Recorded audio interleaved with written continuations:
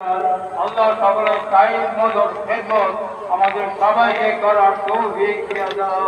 সাল্লাল্লাহু তাআলা আলা খালকিহি মুহাম্মাদিন ওয়া আলিহি ইরহামনা মাহুম রাব্বিরহামহুমা কামা রাব্বায়ানি صغيرا الحمد لله رب العالمين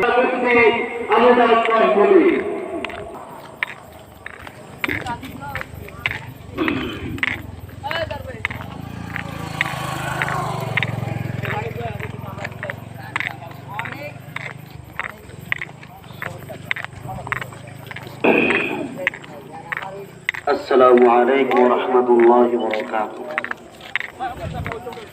একটু মেহেরবানি করে মনের সামনে চলে আসলে ভালো হতো। সকলের সামনে চলে আসে একটু।